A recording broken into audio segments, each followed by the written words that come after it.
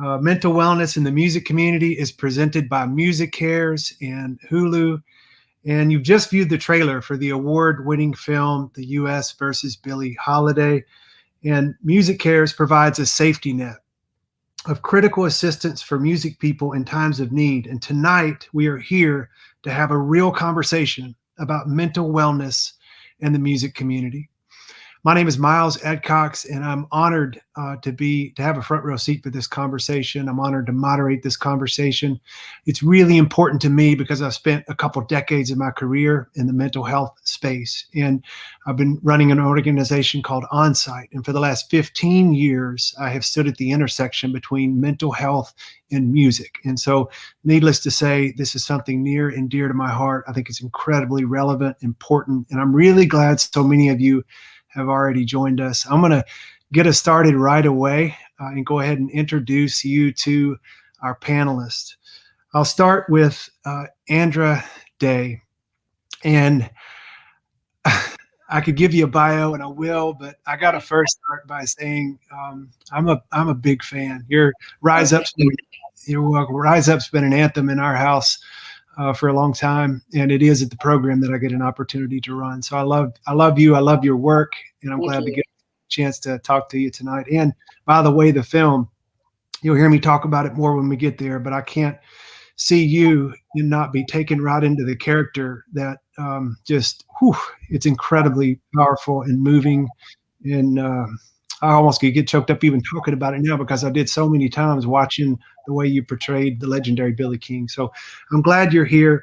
You're a 3-time Grammy Award nominated artist. And what's really cool is, as I just said, you just played this important role in The United States versus Billie Holiday and won the Golden Globe Award for Best Actress in a Motion Picture. And you're currently nominated for the Academy Award for Best Actress for your portrayal of Holiday. So welcome, Andra. Thank you so much for having me. Thank you. You got it. And Kelly Price, a 9-time Grammy-nominated artist, published author, and acclaimed songwriter and actress. I think Kelly will be jumping on here in just shortly. Michelle Williams. Hi, Michelle. Hey, how are you doing, Miles? Hey, Andra. Hey, how are you? Girl, how are you? Miles, I adore you. I had the chance to talk to Miles a couple years back. Love what you're doing, Miles, and thank you so much for doing what you're doing in mental wellness and in music. Andra, listen. Y'all let me go ahead and say this. I watched U.S. versus Billie Holiday, and I got up out of my seat, just like you played Billie so well. I felt the weight of her spirit. Oof. It was heavy. And you done so well that we all better have felt that heaviness, and it should make us reflect on how we treat ourselves, what we allow people to do to us, what we allow people to say to us, and how we respond to other people. And you know, we're responsible. So blessings to you. Thank you. Likewise. Love to you. I'm a big fan, so thank you so much. That really means. Thank you so much. Yeah. Thank you. Yeah. And I didn't send you flowers that B sent, but I'm gonna give you flowers tonight. I like that. I'm gonna get your address though. I'm gonna get your address. Okay, got it. Thank you so much for letting us have that moment. Yes, and I'm a big fan, so that means the world coming from you, and Black women in general. You know what I mean? It just is like, you know, I was playing her in the movie, but the reality is her story makes me feel seen as a Black woman. And I think that's what's been so beautiful about it, is just seeing Black women respond in all of their different layers and all of the different kinds and all of their different beauties, and to say they felt seen and they felt represented. and know who she truly was now as a fighter. You know, I do believe God had such a huge heart, you know, for her as he does all of us. And so, yeah, that means the world, because that is heavy, but it's because she's heavy, you know, she's Come on. Yeah. I like the way this is going already. You don't even need me. But We Michelle, love you, Miles. Michelle, goodness, it's so good to see you again and talk to you again. Thank you for being a part of this. You like Andra don't necessarily need an intro, but I'm going to give you one, because it's not every day you can say Grammy award-winning singer, songwriter, actress, entrepreneur, designer, television host, one of the member of one of the most successful recording groups of all time, and Destiny's Child. And you know what I love about you is, Broadway. yeah, I could go on and on. I've got the bio, and it's really long, but I'm a short version. But you know, you've done a lot, and we're going to be talking about the difference between human beings and human doings once we get into the mental health side of this conversation. But I like you've been public about your story. You've been an advocate for mental health, and I like the way you show up as a human being. And the first time I talked to you, it just popped through the phone. I was like, this is a woman I want to get to know. So thank you. I'm proud of all that you've done, and I thank you for being a part of this conversation. Thank you so much. Thank you, Miles. Thank you. And I'm going to Lzzy Hale is going to be joining us here soon. Oh, she's here. Hey, Lzzy. Hi, everybody. Hey, Lzzy. Hi, darlings. It's so great to see your faces. We've never met, but I'm huge fans of both of you. And it's just such a cool thing to be a part of this with you. So thanks for including me. Thank you, Bryce. Lzzy, I'm Miles. It's good to meet you as well. And I'm excited that you're here with us. Also, a Grammy Award-winning lead singer and rhythm guitarist, a hard rock band Hellstorm, and you two have a long bio that you probably don't need to be intro, because I'm sure a lot of your fans are already on and they're excited to see you here. But I know you've been vocal about some of what we're going to talk about tonight too, and that's meaningful to me, being in my seat in the mental health space. So thank you for using your platform the way that you do. And I'm excited to get into this conversation. You know, it's no secret that there is a lot of pressure that comes from being in this industry. And I say in this industry like I'm part of it, because I am. You know, people say, what do you do? Well, I'm in the music industry. I'm on the mental health side. And it took me a while to be able to identify so closely with this space that I care deeply about. And I may get into shortly about why that matters so much. But I just so appreciate now that the industry seems to be embracing what we do, and we are embracing what you all do. But there's no secret that there's a lot of pressure that comes with it. In fact, based on a survey that MusiCares completed recently, 1 in 5 adults experience a mental health condition every year. And alcohol and drugs, as you all know, are often used to self-medicate the symptoms of mental health problems. The way I was thinking we would kind of have this conversation is, I've got a few questions specifically for the three of you, and then we can just open it up. I've got some general questions that I'd love to hear you speak into, but just like we started in the intros, I love, if there's something important to you, I'm just here to get out of your way and let us all learn from your voices and let you shine. So if there's something you want to riff on or go in a different direction, feel free. I don't want to box in the content here. That work? Awesome. Sure. Okay, good. Let's see. Andra, I'm going to start with you. First, again, I'll say congratulations on the success of the film. There were just a lot of in this role. Billie Holiday suffered from sexual trauma,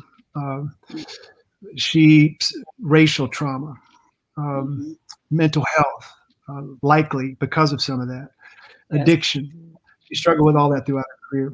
And I'm just curious, from your lens, what did it take for you to prepare to play a role of this nature?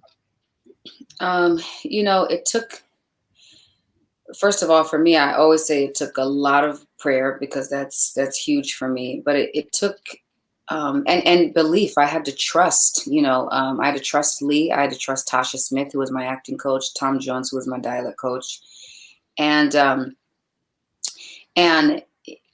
it took accessing a lot. You know, it took really accessing. I think one of the things we try to do as human beings is we sort of take trauma and we try to compartmentalize it, or as I say, lay it down, so that it doesn't rule over our lives. You know, and in this space, you kind of have to dredge it all up and then live with it and let it stay at the surface. So it took a lot of accessing things sort of emotionally, familial trauma.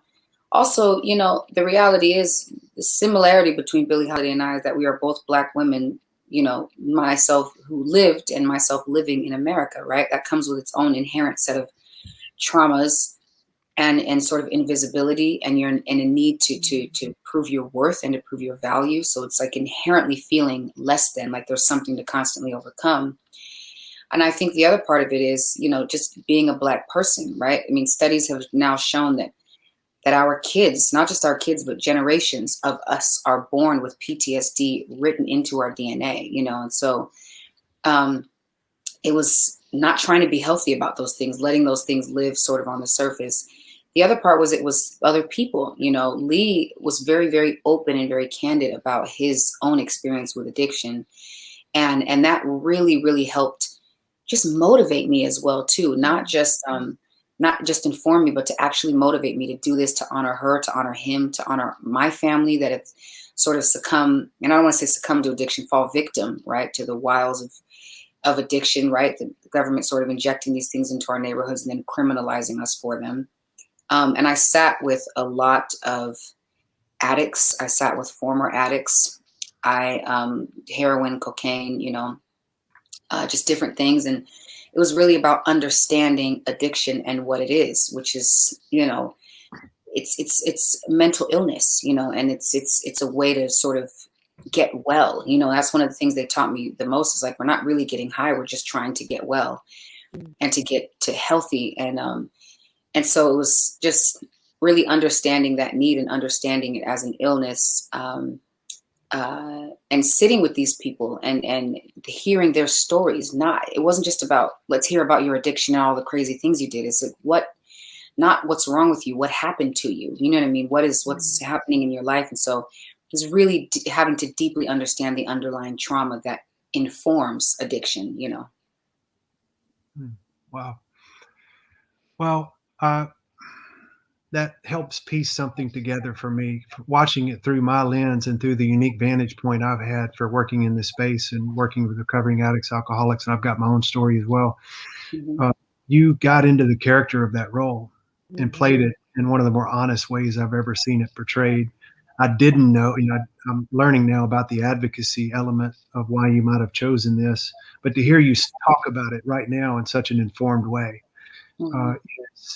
it's affirming, and I'm really honestly, I honor that, because, you know, we talk about mental health, mental illness, we talk about addiction, but rarely do we talk about what is often underneath it, which you just so eloquently talked about, which is trauma. Psychological trauma usually lies under and drives a lot of that, and we end up victimizing people based on what they've experienced. And it's just what you said, it's not what's wrong with anybody, it's actually what's right with them, that they'd be pursuing the best version of themselves. So thank you for saying that. I'm going to pull Kelly into the conversation too, because I think she's here.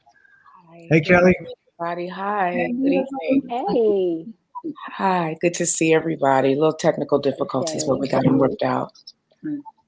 No problem. Hey, thank you so much for joining us. I introduced you a little earlier so people knew who you are, and I'm glad you're here with us. And I'm just running through and asking a couple questions. And so welcome. Thank you. Happy to be here. Good evening, ladies. Good evening, Kelly. Kelly, I'll jump right in with a question for you next. And you know, earlier in your career, there was a lot of pressure on you to change who you were as a person. Yes. Body image stereotypes have existed and continue to exist really prominently in the music industry. How have you coped with the pressure that was placed on you, or maybe is placed on you still? Oh, gosh. I'm so much better about it today than I was, especially in the beginning. But really, for most of my career, there's a standard of beauty that has been set before us, and we've been told this is it. And if this is not what you are, then you are not beautiful. I can remember being in places, and, you know, now people will actually say something about it. They'll say, you can't shame a person, don't fat shame a person, don't body shame a person. But I when I was coming up, people were bold about it. I read things about myself. I heard things about myself standing in the same room with people. I literally was described by some record company executives as too fat, too black, and too loud. And I had to hear it and not hear it at the same time. And it did affect me. It messed with my head a lot. I went home a lot and cried, but I had to walk in the room with the attitude of, you know, I'm the best thing since sliced bread, when I went home feeling like that, and had kind of grown up like that anyway, because I was always the chunky kid in the classroom. I was the big girl in the class. I grew up with a weight problem, and it's one that I've battled my entire life. And then to come into an industry and have to live it out in front of everybody, and for people to have opinions, if that's what you want to call them, but very cruel things. I'm so much better about it today. I'm so glad that people, it's not, you can't say that. You can't talk about a person's appearance like that. And I literally, I gotta go. I've been listening from the virtual backstage. I have to say, like Andra, that prayer had a lot to do with it. But there were a lot of nights I went home and cried after certain events, and but I couldn't let the people that were bold enough to make those comments, because that's how they felt, see me. I couldn't let them see me sweat. I couldn't let the tears well up in my eyes when I was in public. But, you know, when I look at this generation, and I've said this to a lot of people recently, because they always ask me, how do you feel about Lizzo? I love her boldness. I love the fact that she won't allow somebody to tell her that her beauty isn't beautiful. You know, there's not just one standard of beauty, and we all have something to offer. And so I'm happy now that we live in a world, and it's still, you're right, it is still, it's hard living in this lane, because there will always be someone who has an opinion. And every overweight person is not lazy. Every overweight person is not lethargic. I work out. I kick behind in my workouts. I'm never going to be a size 1, but I can say at 47 years old, I'm not trying to be. If I can get up a flight of stairs and not feel like I'm about to have a heart attack, I feel like I am doing all right. And that's where I'm at today. And that's so far from where I was in the beginning. And I'm grateful. But the journey was not an easy one, because to always be told constantly that everything about you is wrong. Everything about you is wrong. And even with a voice, and even with the ability to write, what you look like will never allow you to be heard, because people are always going to see you before they hear you. And so, yeah, it was very difficult, and it weighed very heavily on me. It messed with my head to have to walk in a room feeling like the ugliest person in the room, but I had to have the appearance. I had to put out. How do you put out, I'm proud and I think I'm beautiful, when really you feel like you are so ugly, because it's not a person's opinion. It's like an industry telling you, you don't fit here. You don't fit here. You don't belong among us. These are the beautiful people, and that would be not you. And even, you know, even just to piggyback, a national culture that tells us, you know what I mean? Virtually a global culture. I mean, there's different cultures within the society where the beauty standards are drastically different from America, and that's beautiful. But it's also a national culture. That's a lot, you know, that's, you know, and actually that lends itself to even what you were saying, how do I walk in the room and I'm proud and I'm not going to let them bother me? And it bothers me because I think, you know, that's where people sort of get this idea, this stereotype of, oh, you're an angry Black woman, you're all of this stuff as well too. It's like, you don't know what it is that we have to face every single day. This need to prove our value and to prove our worth somehow. You know what I mean? It's, you kind of almost have to put that wall up just so you can't let that stuff penetrate and destroy you. So it's like, you know, walk in our shoes. You know what I'm saying? Walk in. That's, I think it's beautifully put, Mr. Kelly Price. I appreciate that. Thank you.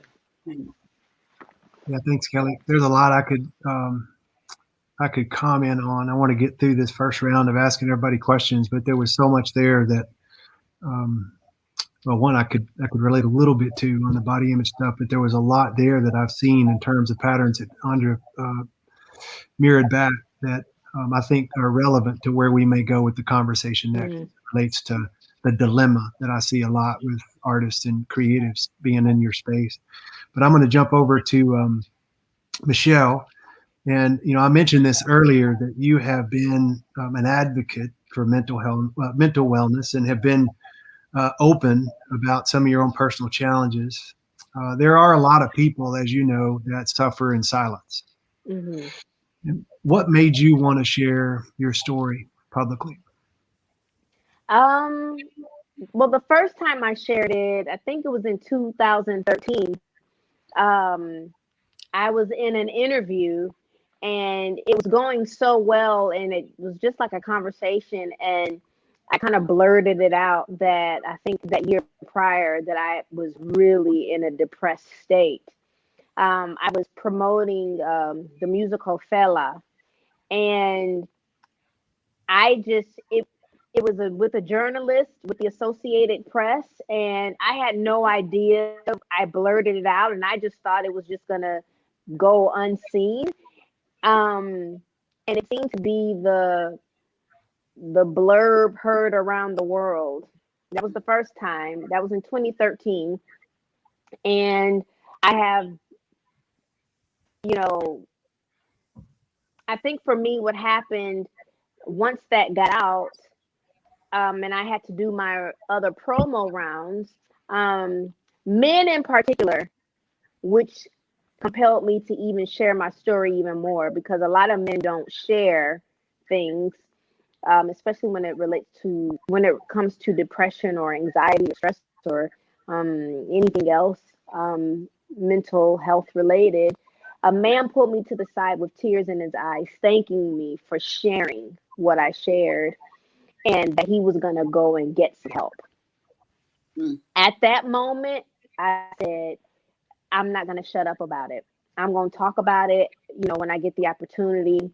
And then in 2018, I had a real personal issue, and I had to speak about it, but this time in a way that I didn't want to speak about it. But TMZ got a hold to the fact that I had to check into a mental health facility. And so I was like, well, I'm not going to let y'all tell my story, so I'm going to tell it. I was going to tell it eventually, but I didn't want to have to tell it on the heels of, because someone else got wind of it and was going to report it. And ever since then, the love and the support and the guidance and just the messages that I get from people daily keep me encouraged to continue sharing. But it also it's good because I'm doing the work. And I'm grateful to God, to be in a great place. I'm sharing really all the details of a lot of my life in my book coming out May 25th called Checking In. And I don't hold anything back as it relates to my mental health journey. But I will always share. I will always advocate and speak up for people who don't feel like they have a voice. You do have a voice, though, but I'm going to speak up to you until you maybe find it or get the strength to go ahead and speak. Well said. And from my seat, thank you. I think there's so many of us that have been in the trenches of mental health for a long time and been trying to battle the stigma. And it's unfortunate that we sit back and we in some ways we box in this information that we sit on, and we wait on culture to need us. And then they come in and kind of through the back door, and we try to keep it anonymous. And then we wonder why there's a stigma. And in some ways, I've been outspoken in our field of challenging us to say, I think we create some of what we complain about, because culture's out there trying to fix a problem that we have a part in. We need to talk about this more openly and humanize the concept of mental health, and think to people like you that's happening in ways that we could never make it happen. So I appreciate that. Absolutely. And Lzzy, I want to bring you into this. You've also been very vocal about the need for openness around mental health, particularly after the death of Jill Janis. And you posted a powerful message about asking for help doesn't mean you are broken. I think it's important to use platforms, like I said, for this type of dialogue. But I'm curious, what has been the response from your peers? The response has been tremendous. So just a little bit about myself. I'm a rock and roller. I found my home in rock music, being the weird girl that listened to Alice Cooper when she was 11, and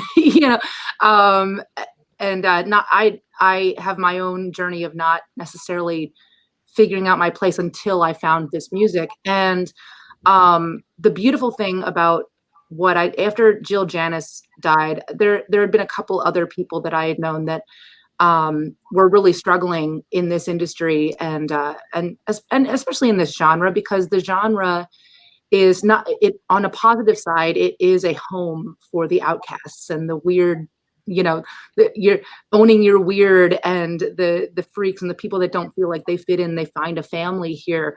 But at the same time, with the drugs and alcohol use and everything, it's almost encouraged in our industry. Like, oh, why aren't you drinking with us? Why aren't you doing a shot? Why aren't you, involved? You're supposed to be in rock and roll. It's all about sex, drugs, and rock and roll.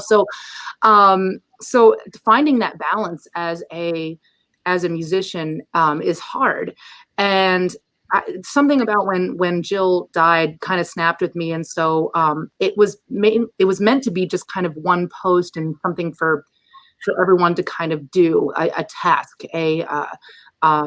so something for people to, an outlet for people to say something. So I did #RaiseYourHorns, and I just asked anybody that has been affected either personally or with somebody that they know affected by mental illness to post a picture raising your horns and just so that everybody knows that, oh, there's thousands and millions of other people that feel just like me. And so it kind of went gangbusters, and I wasn't planning on it doing that, but I'm so grateful it did. And I go to therapy, and there's always that stigma of like, oh, well, if you go to therapy, well, that means you're crazy, that means you have an issue. And so there's that whole almost like you ask yourself, well, who am I if I need therapy? And so by being more and more vocal about it and being out there and showing people that they are not alone, has been tremendously fulfilling for me. And that kind of spurred this whole situation where I remember when I was a kid that I told myself that if I ever got to a position as a musician or as some kind of person where people were listening, for better or worse, because I'm not, I'm not a doctor, I'm not a therapist, I can't, but that I was going to use it for that, that positive force. And so it's just been such an honor to be a part of this whole community, and just shout out to my freak family, our entire fan base. It's such a beautiful thing because I see that on my feeds every single day, on my Twitter, on Instagram, where if somebody's having a bad day, there's this whole community, or somebody's having a bad day or feeling like they're lost, somebody be like, hey man, DM me or call me, like I'm here, we're all here for you. And it's a beautiful thing to be a part of that. So wow, that's powerful. How old were you when you said that little girl had that thought? I think I was about 15. I started this band. I've been in Hailstorm since I was 13. So I've been in this band longer than I haven't been in this band. So it's been quite a big part of my life. Amazing. Yeah, a lot of times it's part of a therapeutic process that we'll go back and reclaim parts of ourselves that we kind of got lost or abandoned along the way. Sometimes it's culturally conditioned, sometimes it's trauma informed, but it's pretty cool in your case that, in a sense, that 15-year-old little girl was informing even who you are today. You were ahead of your time. Well, I've always loved. I think I just wanted to give back to the community that has given me so much, because I struggle like everybody else with depression and anxiety and everything that goes along with juggling everything in my life. And I've gotten so much from this community that just to be able to say something to someone, even if it's a few words. I've had, little girls and little boys cry in my shoulder at meet and greets and tell me their deepest secrets that they can't even tell their parents because they're too afraid. But for some reason, because of the music and because of whatever it is, and I'm sure all of you have similar stories, you're able to be that for someone and maybe give them a little bit of hope. So yeah, it's a beautiful thing. Great, thank you. Thanks everybody. We're gonna set up a clip really quickly. So take from the film, just take a look at this. Billy, please, move out of the way.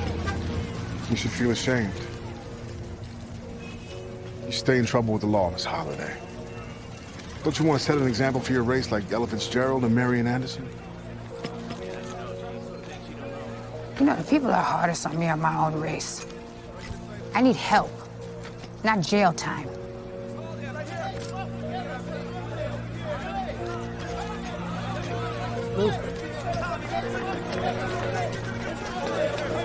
It's Fletcher, right? Yes, sir. Congratulations on your fine work. Thank you, Mr. Anslinger. I've got a, when I was watching the film, the first time, I've seen it twice, when I was watching it, I had a notepad, I was taking notes. I love that. You are creative. If you didn't know it before, you are a creative. Amazing job, by the way, Andra. Thank you so much. Thank you. Thank you. Amazing, but it was hard to watch because it pulled so, you know. Mm-hmm. Hard to find. It took me forever to actually watch it back. I literally watched it the day before it released. I didn't want to see it. You know, I didn't. Yeah. I was there. You know, I lived it. So it was. I didn't want to see it, but it was hard to do. But I'm glad. I'm glad it was finally done. I am too. Yeah. Thank Kelly, you. I think I'm glad. I don't know about you, but I think it was like 3 minutes into the movie, and I told a friend of mine, I looked over at him, I said, hey, I said, she better get every nomination, sure. And I know that's. And he said, how do you know already? I said, I'm telling, I swear. It wasn't even 5 minutes in, and I said, Lord. Thank you. Oh my goodness. It was definitely a transformative, to say the very least, experience. You know, it was, I mean, as y'all know, it was a God thing for me, because it was, you know, I didn't want to do it. You know what I mean? So I was like, this is a terrible idea. I'm going to be terrible. So, but the idea of vindicating her legacy really, really, and not just the legacy, I'm sorry, I'm diving into this clip a little bit, but not just the legacy of her singing Strange Fruit, right, in defiance of the government, not just the legacy of her trying to live as a free Black queer woman in the 30s, 40s, and 50s, not just the legacy of her integrating audiences, but the legacy of her being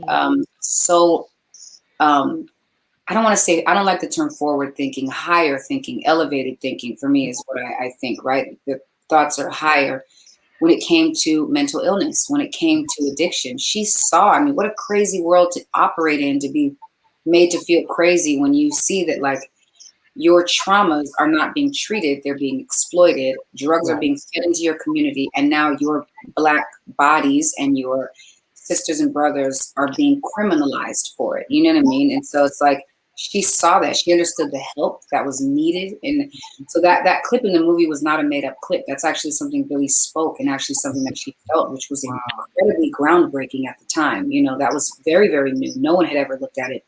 We ourselves, as you see in the clip, had not looked at it like that, you know? And so she was extremely an elevated thinker for her period, you know? That's exactly where I was going to go, was ask you about that clip. And that's really good to get the backdrop. That was something that she said. The notes I showed you, that was something I circled twice. I was like, oh, wow. Wow, that's crazy. Wow. Yeah. You know, it's funny. I think a lot of people, because it's so out there, these parts of the movie, you know, certain parts of the movie, which is not even everything we shot. I mean, her life, the reality is, should be a series. It's so much. But I think a lot of people think that, oh, well, you know, they added that so they can make a statement about addiction. I'm like, she makes so many statements about addiction, about racism, about integrating audiences, about loving, you know, people, about a lot of the stuff that you hear that you would think is crazy that we added for effect. She actually said herself, it's really, I mean, you could go on a days long binge of just, you know, clips and performances of Billie Holiday and realize, wow, she was very, very different, a very, very bright, magnetic light for her time, you know? Yeah, there was a whole lot in there. And Kelly, you were talking earlier about, I wanted to come back to it because you were talking about being, you know, criticized. Yes. And and I think it's interesting. It's something that I would say comes with the territory of the profession in a really unfair way. But I think there is a dilemma, as I mentioned earlier, that a lot of artists and creatives have. And I would describe it as this. I just want to see if it resonates. And it's a framework that, I kind of used to work with some folks in your space, but it's public professions create abnormal life circumstances. Yes and amen. Yes and amen. And the thing about it is so the thing that I fought in my head, because it's absolutely true what you just said, but the thing that I fought in my head, knowing that, I have this incredible gift that God gave me, I kind of fight with myself over, that's small potatoes, that's whatever, leave that alone, don't call it out. I mean, look at the life you have, look at, the things that you've done. But something does have to be said. Something does have to be done about it. I'm not wrong to be offended when something offensive has been said or done, something about my weight or whatever. And the thing about, I wanted to delve into this just a little bit. As a culture, it's been very, very hard, not only to acknowledge, but to ask for help. As a Black woman coming from our background, it wasn't a thing that was like acknowledged in our culture. And then I feel like as a church kid and a preacher's kid, I kind of had a double dose of the whatever it is, because they would tell you just go to the altar and pray it away, right? So and then if it still didn't feel better after prayer, then it was because your faith wasn't strong enough. They didn't necessarily push that you to talk to somebody. But I would think if we just went on 2020 alone, we all need therapy at this point. But it's hard when you feel like your community and those who should support your decisions to acknowledge that you need help and that you need to find help are the ones telling you, yeah, well, so that makes you crazy. It doesn't make you crazy. I think it makes you quite intelligent and very aware to know that something is going on that is bigger than you. So you need to go outside of yourself and your usual surroundings to get the help it is that you need. And that was a fight for me as well. I mean, I lost my father and my baby sister both to addiction. And it'll be 7 years ago on Easter Sunday that I lost my baby sister. Her organs they started failing her after years and years and years of her fighting addiction. And so there's that part of it. There's the shame. There's the shame of talking about the addiction. Don't talk about that. We don't want people to know about that about our family. Then if you need help, there's the shame. No, people are going to think that you're crazy. If you say you need help, they're going to say that you're crazy.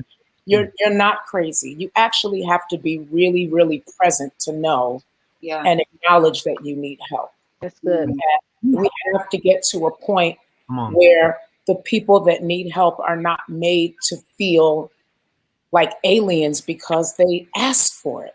Like, I know what it is to go down that dark path. When I lost my sister, I was angry at the world. I was angry at God. And just recently, I want to say just this year, I've started telling people I went through a years long, really path of self-destruction. I needed help and I was crying out for help and I didn't know how to ask for it. I piled on almost 100 pounds in the 12 months after my baby sister died. I was going and doing my concerts, going back to the hotel, getting drunk and passing out in my bed and waking up sometimes in a pool of my own vomit. But who was I going to tell? Who was I going to tell? Right. Right. Wow. Who could I trust to tell that to? Yeah. Man, thank you for sharing it with us. First off, I couldn't have painted a better picture of where I was going with that, which is that's another abnormal component of what you guys do is the stigma and the bias that everybody deals with, but you put a spotlight on somebody who has to do it publicly. It makes it twice as hard. There's less trust. You're more insulated, and it's hard to go anywhere for help. I know there's a lot of creatives and artists at all levels that are watching this that may be struggling with the same thing. And just to finish that out is the public professions, they create these abnormal life circumstances. We just named a couple, and Kelly, you just talked about one. Abnormal life circumstances create high levels of stress. I know that from my work. Well, unaddressed stress creates loneliness, anxiety, depression, addiction, strained relationships, etc. It's ironic that all of those things kill creativity. the interesting paradox is that creativity is what got so many of you to the dance. It's your superpower, and in some ways, you sign up for a career that's designed to kill it. Woo! Wow. Miles, you dropping bars. Bullseye. That's real. That's real. Yeah. Crazy. And I'm curious about, how have any of you maybe have experienced or could relate to that personally? And I wanted to hear from you too, Andra, about how you might have seen this in Billie Holiday. But anybody jump in? Y'all go ahead. I'm Okay. Wow, you said something about the same industry that we come into for creativity sometimes is the same industry that can kill it. I know as far as stress and anxiety is concerned, you would, one thing, people use stress to create, but then there's a part of stress and anxiety and depression where you can't even get out the bed, you can't even shower, you can't even sing. It's almost like depression can almost has a chokehold on your vocal cords. It feels like, I come from church, so I'm gonna say it feels demonic almost. That it's like absolutely. A python. There's a python has wrapped itself around your gift, whether it's your gift of your hands to create melodies and music to compose or lyrics to write, and you gotta try to sing that. Depression is a big old thief, and I hate it. Yes, it robs you of joy, it robs you of creativity, but I know, and it also makes you talk to yourself, because there are some days I say, all right, sis, get out the bed, you stink a little bit, come on on, you almost have to, because the phone calls, to me, the world keeps going. They might say, oh, you're having a little moment, but sometimes you have to talk to yourself, and the song, Kelly and Andra, Lzzy, we gonna send it to you too. It's called "Encourage Yourself." Yes. Thank you, Lzzy, for sharing what you shared. With your experience. It makes you get up. It makes you encourage yourself to talk to yourself to get up. You got this. Get in the game. Come on, sis. Come on. But I don't want to. And then some of us get into this industry with some unmet needs. We come into this industry with some traumas, right? Already. And then, like you said, the success is trauma. You find a new way of life. You can't trust people anymore. You have to check in a hotel with an alias. That could be traumatic. I mean, some people are like, oh my gosh, you guys are sitting on this panel whining about success. It's a trauma too. Well, that's a beautiful thing that you actually brought up, because in the same aspect, most of us come into music because we need that outlet from whatever happened or whatever is happening in our lives, but then it takes this turn because you get into it, so music is an outlet, and then music becomes your career and it becomes a burden, and then you can't really, and then you are juggling this thing where to be creative you have to be your true self, and you have to be so in tune with who you are, but then you have this outside world or this industry or A&R guys or whoever, that are like, well, you have to stay focused and you have to be the one, you have to be the strong one, you have to be the one that has your stuff together. And when you, all of a sudden, when you don't, and then you kind of have this front of like, okay, I can get up on stage in my leather jacket and I'm cool, right? But then, with the rest of it, on the other side of it, it almost feels like this, like Dr. Jekyll, Mr. Hyde thing, where it's like you have this front, but then everything going on behind, you can't actually be honest. And then to your same point, Michelle, there's yes people everywhere where it's like, no matter what it is, oh yeah, yes, there's nobody, like you have to really keep those people that are going to be honest with you close to you. So it's just, it's just this crazy juggling act. And I feel like during this whole, and not to keep bringing up the 2020 thing, but I've had to look at myself in the mirror in a completely different way. My outlet, which is playing live, we're usually out about 250 dates a year, and to be ripped that ripped from you, that outlet, that also that affirmation, which I think a lot of us, you know, it is a drug, that affirmation that you get on stage or when you're in front of an audience, all of a sudden you don't have that. So I'm like, well, who am I without all of that? Who am I? So, but I will say, in the act of going to therapy, and I've been going to therapy for a little while now, and it's been the biggest act of self-love. And, you know, much to what you were saying, Kelly, you have to, I consider myself a smart person for doing that, because it's a gift for me. And so I try to talk about that with a lot of different people that are, well, where should I go? And should I do it? Shouldn't I do it? Do you think you know, is it going to be silly for me to do it? All of those weird things. I'm like, no, go do it, because it's going to, it's the smart thing to do. It doesn't mean that you're crazy. It doesn't mean, I know it's stigma forever. And Lord knows all of our parents' generation, that's not even a good in therapy. You're like in the loony bin, you know. You feel depressed, go do some dishes. Yeah. Exactly. Oh, okay. So, cool. What are we gonna do when I'm done washing up, though? Right. Can't sweep the floor all day. Yeah. I had therapy today at 1 o'clock. So yes, I had to keep my standing appointment.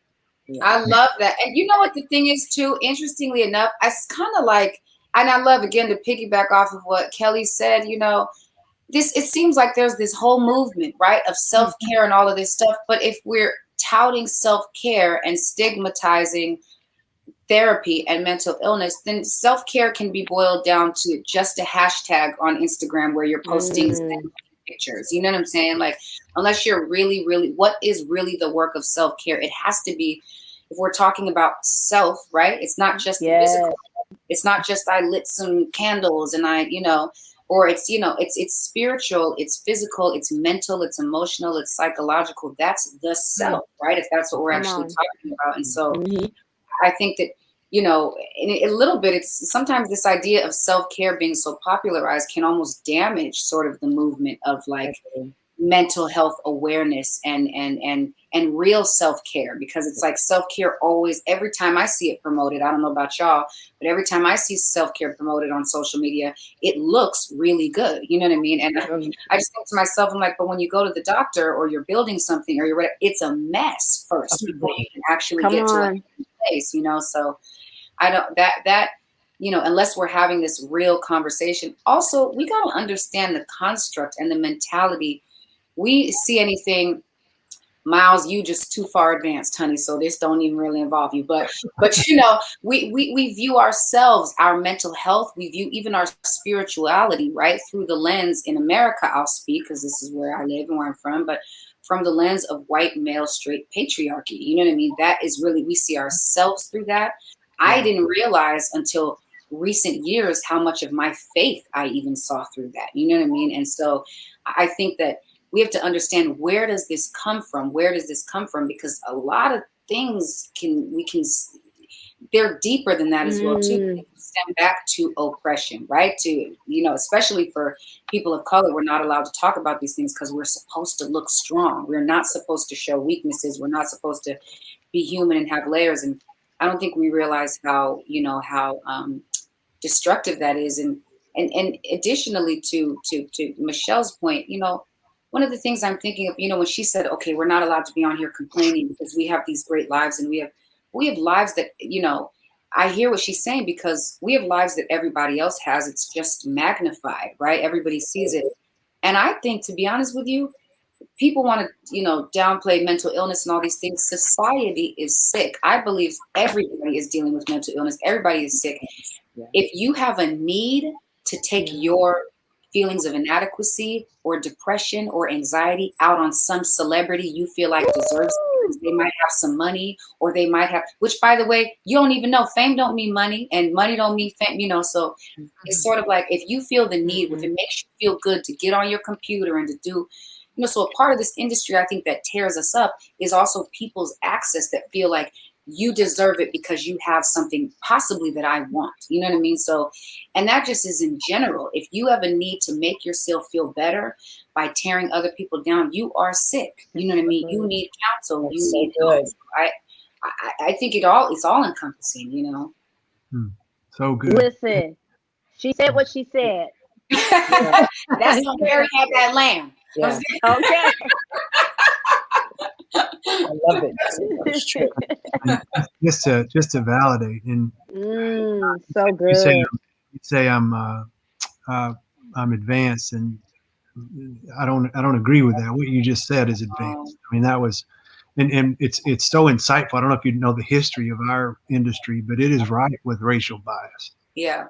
From the origins of where psychology came from. And so a lot of my friends of people in my community would say, you know, why is it such a stigma to ask for help and to go to counseling as a Black man or a Black woman? And I was like, well, of course it is, because it wasn't created even for you to have a safe place to come there.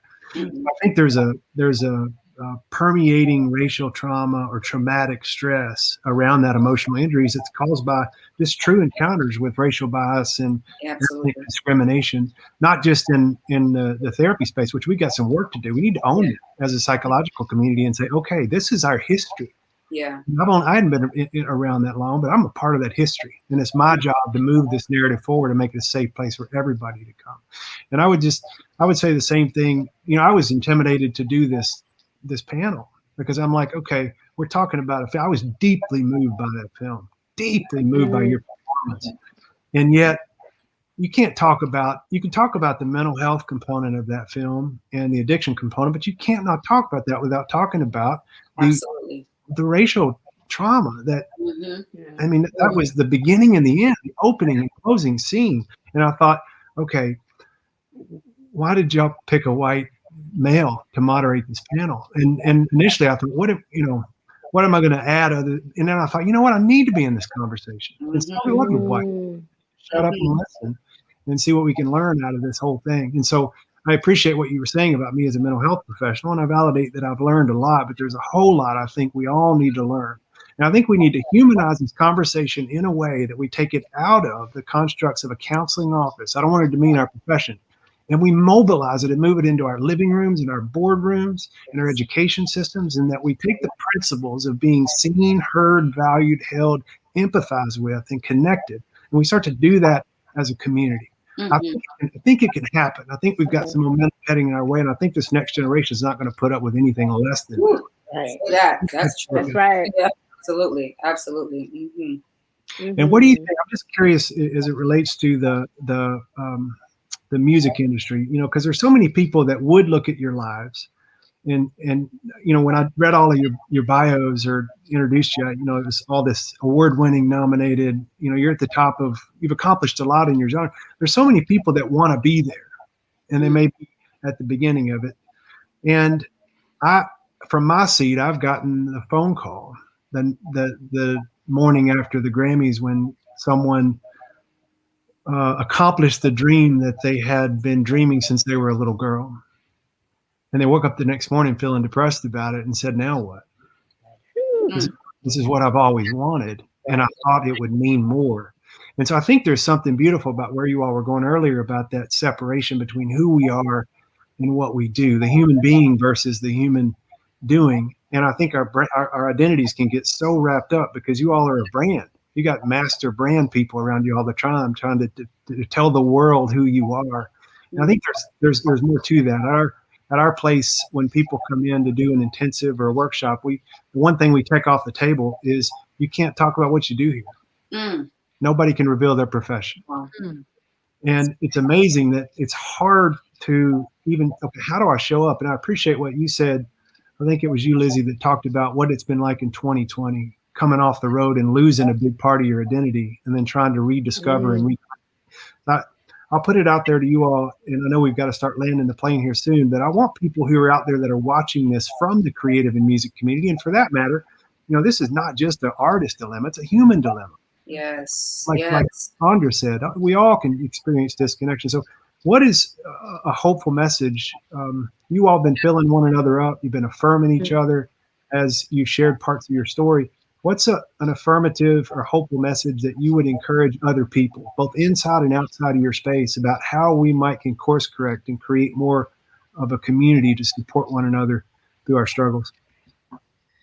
Well, I know with me, I mean, when I'm on stage and I'm at the rock show and I look out, at all of these people, something that I've talked about a lot before is that the music doesn't care whether you're a boy or a girl, what color skin you have, what job you have, what your walk of life and what your age is. It doesn't care. We're all the same there. So whether you're on stage or you're off stage, that's, and that's part of my, my joy and my happiness. And probably the reason that I'm still doing it is because I feel a belonging there. And a lot of times I've been encouraging just at a live show or with a group of people to look around and look at the diversity and look at how much, like, can we stop, with all of our petty differences? Can we be over it now? Because it doesn't matter. None of it matters. And anybody that's still hanging on to it and, and also understanding your words, like the things that you put out there, whether it's to, one of us as an artist or to, someone random online, you can save a life and you can absolutely destroy a life with the words that you post and the things that you say, and understanding that. And also on the other side, understanding that the only reason those people say those hurtful things to you is because they are hurting. And so it has to be this on both ends. We have to have this understanding that we are all just human. Just because I, play guitar and sing on a rock stage for a living doesn't mean I'm not human, and it doesn't mean I'm not exactly like you or have the same problems that you do. And so I really think that for me, I think one of what I hope for this next generation, and what I hope for humanity, and what I hope for everyone to kind of have this almost epiphany moment that all of these little things that we think matter, the shape of someone's body, the way that they talk, the freckles, whatever it is, the way that they cut their hair, I cut my hair really short a couple years ago, and I got literal death threats for that, for some stupid reason. I cut my hair really short, and I think it was a lot of older white men that got very confused because maybe they thought I was pretty before, but now are, having a hard time with that. So, I think we just need to look at ourselves, and what I was hoping, and I heard Eddie Vedder say this on a podcast, what I was hoping for through 2020 was there was this opportunity for everyone for it to be this, like, those movies where the aliens are attacking, and so all of a sudden the world comes together because we have a common enemy. This pandemic was our common enemy, and I feel kind of disheartened at the end of it that we're still going through these things with our differences when we should just all look at each other as human beings. So that's just the biggest thing I feel needs to change. And I'm seeing slow progress, especially like what you guys were saying with this next generation. They're not going to take it anymore, I feel like. So I have hope, but we all need to do our part, and everybody needs to reach out and just remind each other of what unifies us, and I just feel like that's so important. So sorry for rambling, but this is a passion project for me, so you're going to get me rambling. Yeah, I think that moving forward as a global citizen, my thing literally is, as a society, we have to learn how to combine, responsibility with accountability and compassion and empathy. All of those things need to live in the same space at the same time. Right now, living in a world where cancel culture is literally the roar, we need more, and I just have to go ahead and say it, grace. We need more grace. We need more grace. We need to learn how to give ourselves grace, but then we need to learn how to give others grace as well. At some point in life, everybody's going to need it. They're going to need for someone to step back and give them grace because they misstepped or they mistaked, or perhaps they walked into it eyes wide open and did it on purpose. Whatever that is, whatever that looks like, we've got to find a way to find the balance between the here and grace. There's got to be somewhere in the middle where we can meet and blend the two. No, we're not going to take it anymore, but we can't lose the other side of that either. We've got to find a way to live somewhere in the middle, balance that out, hold people accountable, make them responsible. But remember that through all of it, we must still have compassion. We must still have empathy, because at some point we're all going to need it. We're going to need it. We're going to need it. If 2020 didn't teach us anything, it should have taught us that each one of us is going to need grace, be it for something we've done, whether it's financial grace, whether it's spiritual grace, whether it's emotional grace. We're going to need it. And so we've got to figure out how to marry our we have the right to go militant on some things, but we've got to figure out how to marry the militant with the grace, and put the pressure where it needs to be put, in its appropriate time, place, and space. Mm-hmm. Amen. That's awesome. Yeah. That's so good. Kelly, you talked about, us giving each other grace. And I want us to, like you said, give yourself grace, forgive yourself. Forgive yourself. Of course, we might forgive others quicker before we forgive ourselves. And just wanting people out there to know that you truly are not alone. Nothing is wrong with you for going to seek help. Nothing is wrong with you for even wondering if you do need help. Please go, with counseling and therapy. Sometimes nothing has to be wrong in order for you to go to therapy. Sometimes you might just need to process a transition. You might just need to process a loss. It doesn't necessarily have to be all things traumatic, but sometimes even loss of a loved one, loss of a job, loss of life as you knew it. What might be traumatic for you is not traumatic for me, vice versa, but still you do need someone to process things with. And so I just want to encourage you out there, please absolutely go and get therapy and counseling. And I know that MusiCares will offer the resources, I'm sure, at the end of this live that we're doing, or on their website. Shucks, DM me. I'm probably going to tell you to go to psychologytoday.com to find therapists in your area. You probably can go there as well. Go there first. But just know that you're loved. How about that? Yeah. You are loved. Mm-hmm.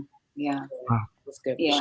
I think that's beautiful. And just to piggyback off of what she's saying and what everyone is really saying, I mean, I think what's wrapped up just like in compassion and knowing that you're loved and getting rid of differences, like one of the things that I just been thinking, and I believe that God has been impressing upon my heart so much, is just the value of each individual person. Like when you really think about what the greatest commodities on earth are, it is not an antique painting. It is not, a historical artifact. It is not a fossil. It's us. There is not another, and will never be, and has never ever been. When you think in the history of time, there has never been a Miles, and won't ever be, and there is not another one in this present time. Not another Kelly, not another Lizzy, not another Michelle, not another me. Like when you think about that, you're like, wow, and if we lose this commodity, like how do we treat these things usually, right? A commodity we treat with care. We usually, we take care of it. We invest our time, our energy into it. We want to protect it. We want to make sure it's safe. Why don't we do that with each other? Because if we did that with each other, we would allow space to not just explore, but to treat mental illness. First of all, we would be able to learn how to properly deal with mental illness. But I think this idea that lives can be thrown away, they cannot, you know what I mean? And they can't. And I've even when it comes to like loving your enemies, I've been so challenged on this so many times, especially being a Black woman in America. I don't want to go to that level of hate. You know what I mean? I want to remember and every single life is so valuable. For me, people will look at it as different energies or different things. But when I look at us, every single person I interact with is the vibrating, beautiful voice of God, right? God spoke, let there be light. That's the first thing that came, is vibration, which is, even when I think about creation, right? An atomic, molecular level, atomic level, a subatomic level, at the base of all of that is vibration. And for me, and my faith perspective, when I think about that, I think about when it said God spoke, you know what I mean? So if I can look at every single person for me as the vibrating voice of God, or for other people who may not believe, if you can look at every person as a commodity that will never ever be here again, then it's more like, wow, what can I feed into this person? How can I protect them? How can I sow into them? How can I receive what it is they were put here to do? You know, I think it's value, understanding the value of every single person, and for other people, as I brought up, you know, wanting to tear people down. I think most people, the reason they do that is because they feel inadequate. And if you want to feel adequate, or you want to do something great, or you want to feel purpose, or you want to feel intentional, or just be great, you know, the way you may think that other people are doing just because they live their lives a certain way, that starts with your next interaction. How do you decide you're going to engage online, or with the next person, or with the, you know, I think it comes, for me, hugely comes down to value. Because when you value something, if I value a person, then I want to hear what they're going through. I want them to be able to flesh out their issues. I want them to survive. I want them to live. I want them to thrive. And so, you know, I think that our perception of each other has to really be crystallized. We have to really understand what it means to lose somebody. You know what I mean? It's huge. You know, it changes our life experience as well as humans. So I think value is huge. Wow. I just piggyback off of you really quick, Andra, because what you said, each one of us being literally the vibrating voice of Come on, yeah. God. I believe that. I literally just said yesterday that for me, where the journey began to change how I saw myself was to stop seeing myself through the eyes of other people and seeing myself through the lens of God himself. He knew who I was before I got here. He put me here to be who he put me here to be, but I'd let the lenses of other people's eyes dictate what I thought about myself. Yeah, I had to start seeing myself through the lens of God's eyes. That's where it started for me. If I really truly believe that I'm fearfully and wonderfully made, and that I am not a mistake, and even though the circumstances that I may have grown up in, or how people have come into the world, you're here. If you survived it and you made it here, you're here. That means you're supposed to be here. I don't care what the circumstances were that brought you here. You are here because you are supposed to be here. So if you understand that, knowing that that was not a mistake, God, whatever happened, God didn't make the mistake of choosing to cradle you so that you survived whatever to be here. So because you're here, that means your time's not up yet. Your journey's not finished. Your purpose is not yet fulfilled. And you got to drown out the outside voices. Remember that if you're here, he saw what he saw about why he wanted you to be here. And just for me, it was telling myself, Kelly, you got to see yourself the way he sees you, or you're never going to get it. Yeah, that's so beautiful. absolutely. There was so much in that for all of you. Thank you so much for. I can't think of a better way to kind of land the plane. You know, somebody said in referencing Billie Holiday, somebody who covered Strange Fruit in 2017, by the way, happens to be in the middle of the screen. She said that she is more than just a musical icon. That they had tried to make her just a tragic drug addict who sings jazz, but she is more than a musical icon, and people are just starting to discover that. I think that is so powerful, and if we could leave all of you with anything, it's, you know, we talked about the dilemma, and hopefully we've humanized that a little bit by sharing parts of our stories. But remember, there may be an obstacle, but we've got the greatest opportunity ever, I think, to turn that into an opportunity. And those of you that work in music, and we were talking about music and mental health, the things that I know now from my seat, the things that I think that we wish we would have known when we got into that space, that's what we want you to know now. We want to invite you into this up front so that there's nothing behind the curtain that you'll know about. It's a very human experience. And let's just broaden it out beyond music and say everybody that was kind enough to join us today to talk about this topic, We all, I think, have an opportunity. And if you're feeling alone out there with a big burden, tell one other person about it. Yeah. Reach out to somebody else. And I can 100% support you and affirm you in saying, I've done that. I've been in your seat before and I've reached out before, and I know how heavy the phone can be, and it's worth every second of it. I just want to validate you and say, we got an opportunity here. And we see you, we hear you, we love you. The themes that came out of tonight for me were kindness. They were love, they were empathy, they were strength. Yeah, absolutely. Beauty. And that is divinely, I think, who every single person, not just on this panel is, but everybody out there that's watching and listening to this conversation. That is you. That is truly you. You belong here. You deserve to be here. We thank you for being in our circle tonight. I thank you to every single one of you for speaking such truth and wisdom and love, and putting it out there. I'm moved. I got chills as I'm reflecting back on our time. And I thank you, MusiCares. I'm one of your biggest fans. I've seen what your work does. You guys work magic for so many people in the music community. And I thank you, Hulu, for making this an important part of this message. Yes. And that's it. That's a wrap. Thank you so much. Thank you. Thank you. That was a blessing. Bye, thank you you guys. Bye, y'all. Yeah. Appreciate you.